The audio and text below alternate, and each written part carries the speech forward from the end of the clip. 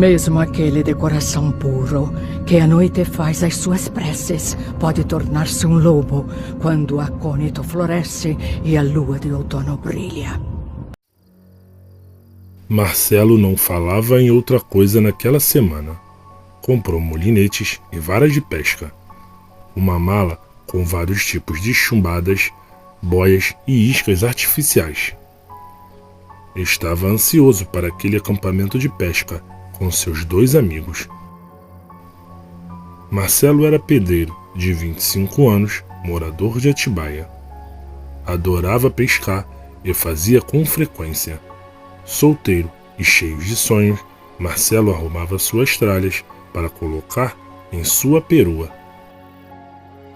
Seus amigos Jorge, policial militar de 40 anos, e Valdir, de 45, veterinário, estavam felizes de irem pela primeira vez pescar no rio Piracaia. Se encontraram com Marcelo bem cedo naquela sexta-feira de lua cheia e colocaram suas tralhas no veículo. Jorge, que era militar, estava levando a sua pistola .40, como sempre fazia no seu dia a dia.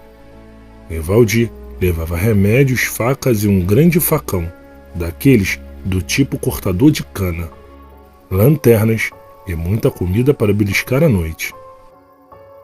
Após Marcelo fazer uma revisão minuciosa em tudo que eles tinham separado para levar, partiram rumo à sua pescaria.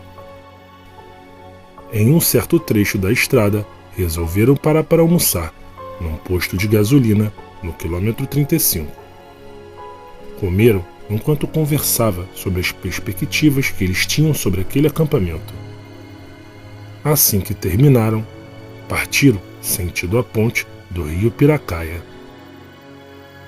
Chegaram lá perto das 3 da tarde, desceram a perua até o máximo que conseguiam próximo das margens do rio e começaram a montar acampamento. O policial Jorge estudou todo o lugar, porque queria ter certeza que todos estariam seguros ali. Acenderam uma grande fogueira e só depois pegaram o bote de alumínio muito novo que Marcelo havia comprado e estava preso no bagageiro da perua. Antes de se lançarem nas águas, resolveram tentar pegar alguns peixes por ali mesmo na margem. Montaram suas varas de pescas e lançaram a isca em uma distância quase no meio do rio. A pescaria parecia correr muito bem e bem produtiva. Eles fisgaram alguns tucunarés e tilápias do Nilo e foram colocando dentro de um grande cooler azul que estava cheio de gelo. As horas passaram e bem à noite decidiram ir com o barco mais para o meio do rio.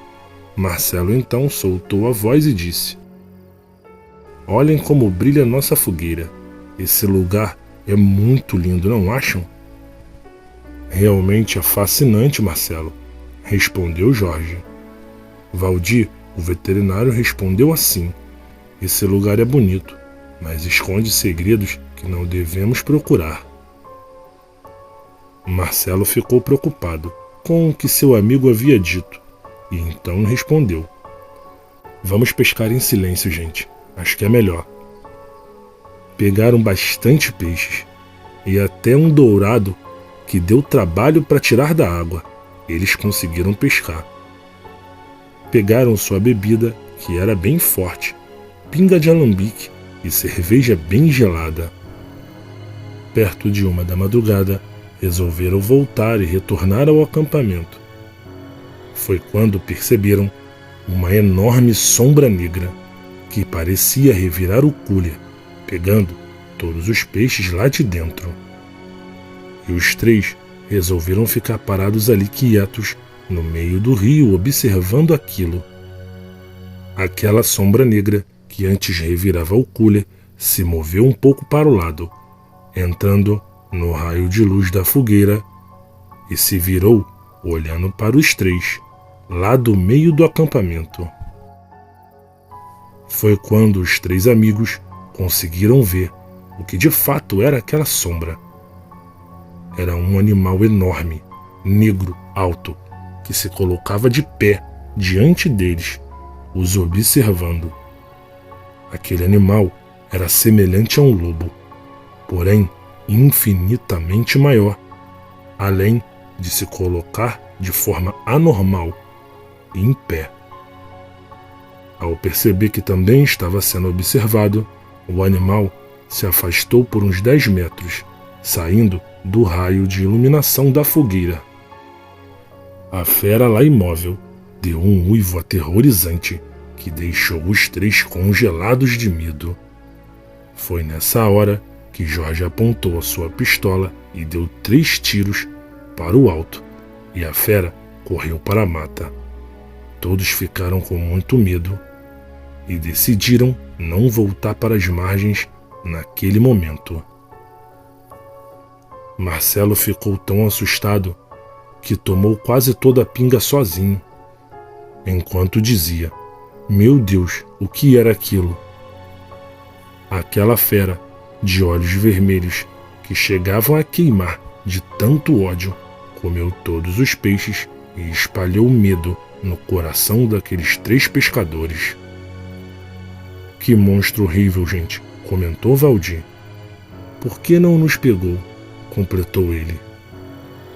Bem devagar e de forma cautelosa, rumaram para a margem, e então Marcelo começou a vomitar, já que tinha bebido toda aquela pinga praticamente sozinho. Aqueles 3 homens se sentaram no banco, se mantendo alerta, e ficaram alimentando a fogueira, na tentativa de fazer com que aquele fogo afugentasse o animal, que claramente parecia não temer a fogueira. De repente, barulhos de pisadas em meio à mata. Era pisada forte, e então um uivo longo, que parecia uma mistura de tristeza e dominação. Todos se olharam. Jorge estava com a sua pistola na mão. Correram para a entrada do meio da perua e fecharam a porta. Todos estavam com muito medo e aterrorizados com aquela situação. Bem devagar, o lobisomem foi voltando. Deu a volta e ficou de pé novamente, dessa vez bem na frente do veículo.